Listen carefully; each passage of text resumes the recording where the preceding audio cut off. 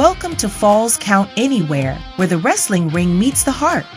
Hosted by the gentleman Jody Powell, join us as we dive into the latest pro wrestling news and rumors, from the electrifying world of WWE to the inspiring stories of wrestling for Christ. This is your all-access pass to the action, the faith, and the hope. This is Falls Count Anywhere.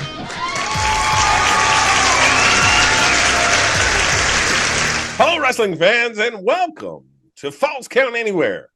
I am the gentleman Jody Powell, and he is the mad scientist, Mike Buchanan, deep in the Buchanan Laboratory. Michael, how are you this evening, my friend? I am fine, gentlemen. How are you, sir? Doing fantastic, and what we all want to know, what's going on in the laboratory, man? We're just a couple of weeks from the inauguration. And so it made me think, what if, as part of their election, we made the politicians or some kind of biological lie detector with a shock collar, like we do for animals who bark too much. And every time they lied, the zap would increase proportionately. What do you think? For it. I am all for it. Here is the problem. I think we would bring down the electricity grid. There'd be too much shocking going on, man. You may be right. I don't think we can handle it. We create a national emergency. California rolling blackouts everywhere. California would be permanently blacked out. California's already permanently blacked out. What are you talking about? Anyway, wrestling fans, I love all of our fans in California. Please don't send me emails. Pray for me. Lord forgive me, that was bad. Anyway, I mean, I know we're a little behind because of the recording schedule of our show. Royal Rumble, buddy. Yeah. We now know. As you heard last week, we had no idea what was happening because we recorded it before Royal Rumble, but now we know what happened. So let's talk a little Royal Rumble. Sure. And you know what? We got to start with the Women's Royal Rumble, and you know why? Because we spoiled it several weeks ago. Booyah. It wasn't a prediction. It was a spoiler. Charlotte Flair returns and wins the Royal Rumble, and she did exactly that. I think that was probably the most predicted return of any return in wrestling. Fair point. 99.7% of the internet predicted it. Yeah, well, we were part of that, so we were. That's right. True. But interesting here. I know what. It would seem obvious that Charlotte Flair is going after Rhea Ripley, but I would be here for a Tiffany Stratton Charlotte Flair main event at WrestleMania. That would be, first of all, it'd be something we've never seen before. Right. Second of all, I mean, we're talking about two of the best workers on the female side strapping on the tights and going at it right there in the middle of the ring at WrestleMania. I am here for that, Mike. Well, if we're going to have one of those matches, there are certainly worse ways to go about it. Hey, at least Nia Jax didn't win. Or Jade Cargill. Oh, yeah. Well, and I think I predicted Jade Cargill returning a heel turn, and it didn't happen. I was so disappointed. I thought that was another obvious one. Now, it's going to happen. All due respect to Jade, and I apologize for making fun of her name, but I saw somebody that made her look like Chris Benoit, if I can say his name anymore. But there's this person from NXT, this Lash Legend or whatever. Yes, Lash Legend. Lash Legend. Yeah, former WNBA star, Lash Legend. She should have stayed in the WNBA because she stares the snot out of me whenever she's in the ring. I mean, she's frightening. Well, I've always heard that wrestling is a dance. And she looked like she had two left feet in the ring if it's a dance. Yeah. She's not ready. Not ready. You need to go back to the performance center. You need to go back to the training center. You need to get in the ring with Booker T and Lita, and let some of these veterans train you on how to do some of the Protect basics. yourself and protect your other people. Protect the other people, more importantly, only because it's much easier to protect yourself. And a lot of times wrestlers will protect themselves at the detriment of other people. Yep. But well, yeah, Charlotte Flair, got to say, looked real good, looked very clean, very crisp. I noticed her limping a few times, but I think it was a work. She had the bedazzled knee brace. Yeah. I think it's now going to be everyone targets the knee kind of thing. That's not really a weak knee. I mean, it is because she's recovering from torn ACL, but I think it's gonna be work.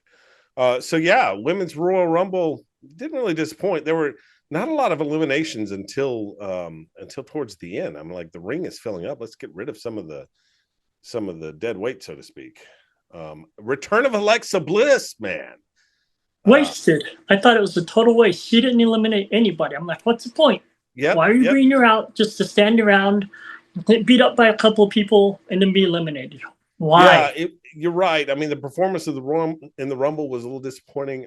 What I found more intriguing was her look. She did not come out as the Alexa Bliss of old. She came out as Alexa Bliss, Bray Wyatt lackey, which breaks my heart. I hope she's not placed with the Wyatt Six.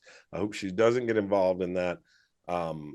I enjoyed Alexa Bliss when she was Little Miss Bliss, because she was sassy, she was a smart mouth, and she worked well in the ring. Didn't need all these special effects and stupid gimmicks to get over. I wasn't with that. Well, I think you and I are both happy with the championship ladder match, though, eh? Incredible, brutal match. Oh my goodness. That Alabama slam off the announce table through the ladder just looked stiff. And yeah, you know, I'm telling you, we saw Drew McIntyre eliminated by Damian Priest. We saw Seth Rollins eliminated. Was he eliminated by Punk? I can't remember. And then we saw Kevin Owens just take it. I'm telling you, it's all aligning for like the Island of Misfits or whatever they are. You know, the Shield 2.0, Kevin Owens, Drew McIntyre, Seth Rollins, all having a hard go of it and all blaming other people, which is interesting to see. Hey, what about that men's Royal Rumble? What's that face for, Mike? Were you not pleased with the outcome? I'm not pleased with the outcome, number one. Number two, and I think you clued me in on it, there was a ridiculous post-match press conference with nobody wants to see you, John Cena. Mike not feeling the nostalgia for Cena. Yeah, you know, I see on the internet a lot of people talking about Cena's press conference about how it was textbook deliver a promo kind of thing. It was what wrestling needs. I tend to disagree. I mean, it was well delivered. Don't get me wrong. It was well delivered. It was a good promo. It is not what is best for business. Let me tell you what they've done, Mike. I think they've ruined Elimination Chamber, because if you're going to have Cena in the main event at WrestleMania, it's going to happen through Elimination Chamber. And so if that's the end goal, why are we even watching Elimination Chamber? I don't know that I'm going to watch it. I mean, I know what's going to happen. And then the question becomes, okay, well, you know, in what way, shape, or form is Cena going to be part of the main event of WrestleMania? I mean, what are we looking at, a WWE championship? We're looking at the world championship. What are we talking about? As woke as that interview was, you know, it reminded me of some things that have been happening the last few years. And I think that the best thing that can happen to him is for Nia Jax to win the off WWE Women's title and Cena to come back and beat her for a title. That would be the ultimate ending to what he deserves. Oh man, you thought the promo was woke, huh? He was talking a lot A little about bit. his truth, His wasn't truth. he? Yeah, yeah. So Mike wants to I would, see. I would rather him talk about our truth. Yeah, that's who we need in the main event is our truth. But yeah, it sounds like Mike wants to see John Senorita in the main event, kind of like Santina Morella. That's who should have made an appearance. Exactly. Real quick, I do not at any point in any circumstance um,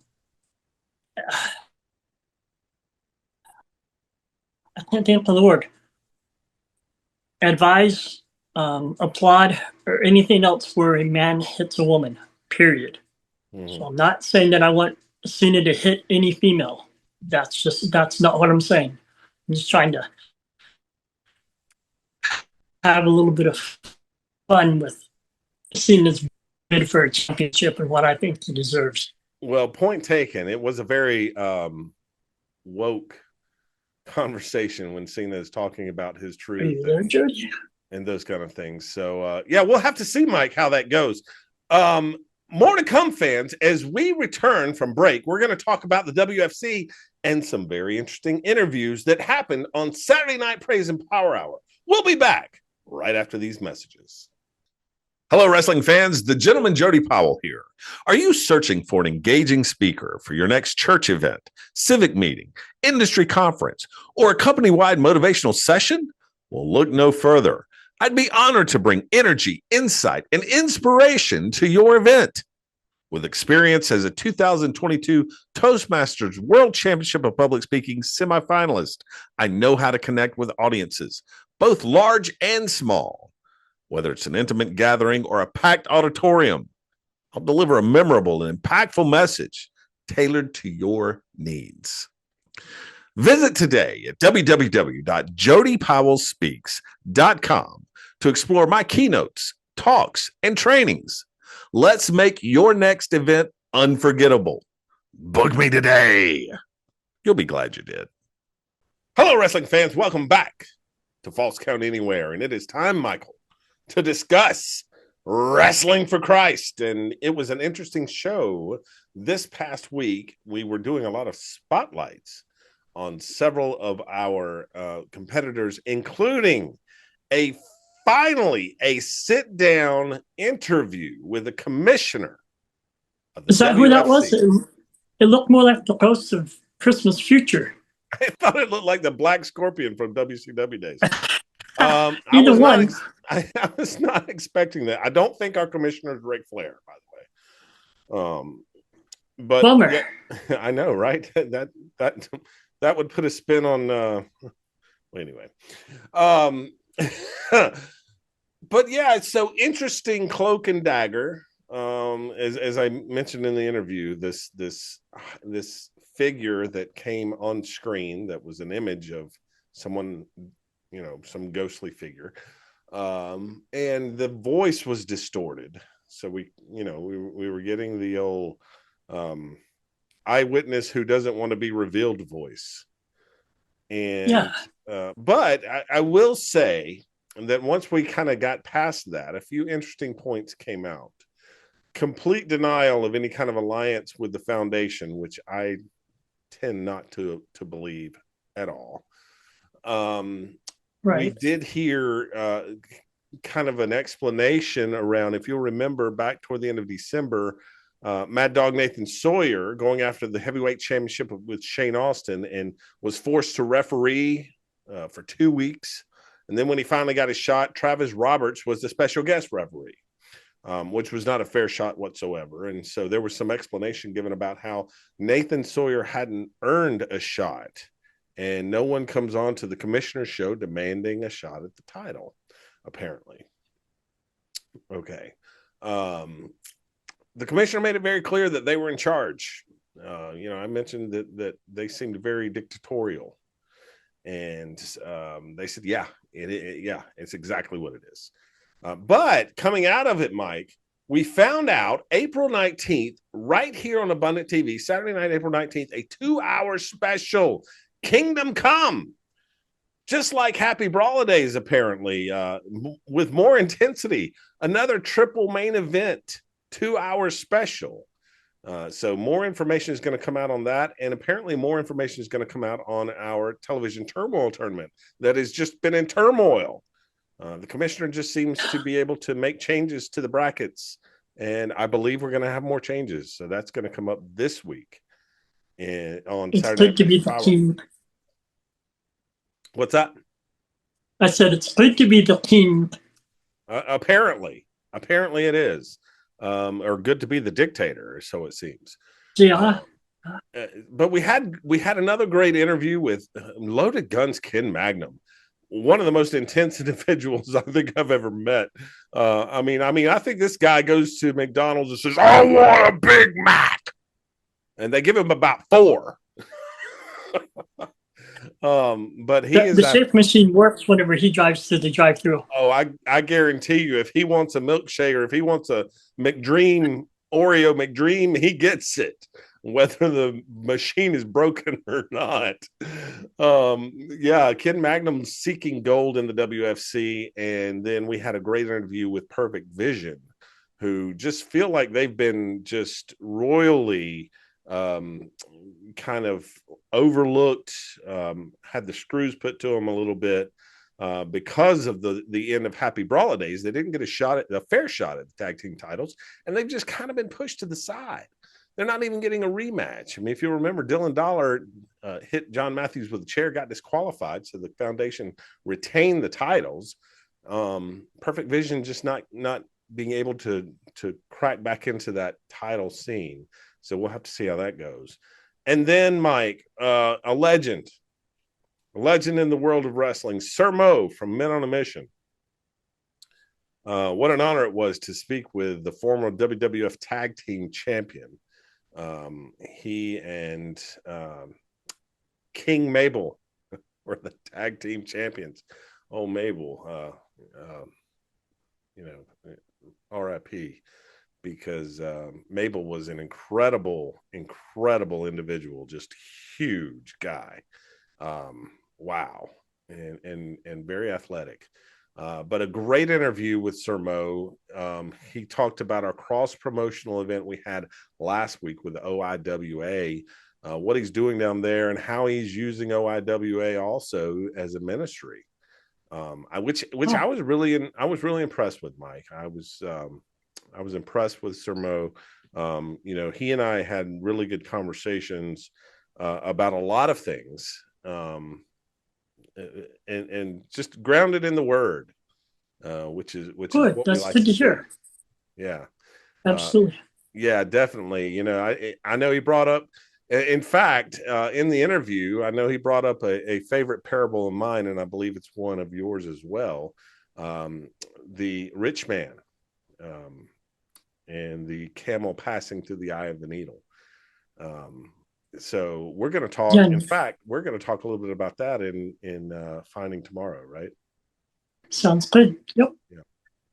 Well, WFC Saturday Night Praise and Power this Saturday night is going to feature new wrestling content along with continuation of what this commissioner has in store for the WFC.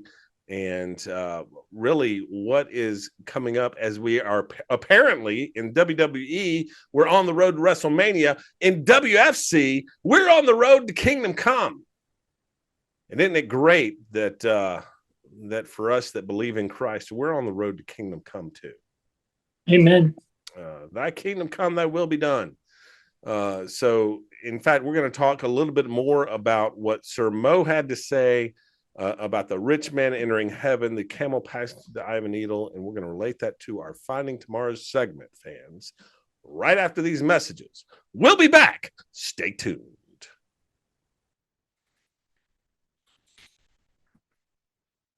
Oh, hello, wrestling fans. The gentleman Jody Powell here, and I can't tell you how much I love this devotional written by my partner on Falls Count Anywhere, the mad scientist, Mike Buchanan. He wrote this book called Feeling Down, Look Up. You want to get your copy today. It's on Amazon. So you're going to want to search for Feeling Down, Look Up by Mike Buchanan. And it's got verses, it's got stories. It's even got a place fans, and to make notes. Those of you that look it's fantastic. Our Finding Tomorrow segment as much as myself and Jody do. Right before break, Jody mentioned part of the interview that he did with Sir Mo, our brother in Christ, which was a very happy thing for me to find out, to be honest. It's always nice to see when anybody comes to know the Lord, but especially when they're high-profile wrestlers that have had all those temptations and they're able to overcome them. But Jody, you were talking about part of the interview you had with him where he was referencing the rich man who approached Jesus and what he was talking to him about as far as what did he need to do to be saved or to enter the kingdom of heaven. Yeah.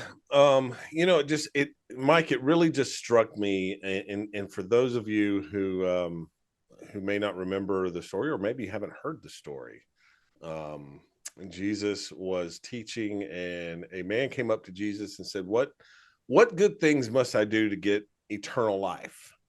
And Jesus said, well, first of all, Jesus said, why do you ask me about what is good? There is only one who is good. So Jesus very quickly corrected him on that, but then said there that if you want to enter into life, keep the commandments. To which, I identify with this guy because I would have asked the same question. He said, which ones? Well, don't murder, don't commit adultery, don't steal, don't give false testimony, honor your father and mother, love your neighbor as yourself. And the guy goes, what? I do that. So what am I lacking here? What do I still lack? And Jesus answered, because Jesus at this point knew the man's heart. He knew exactly what had a hold of his heart. And Jesus said, if you want to be perfect, go sell your possessions and give to the poor, and you will have treasure in heaven, and then come follow me. And the young man that heard this went away sad because he had great wealth.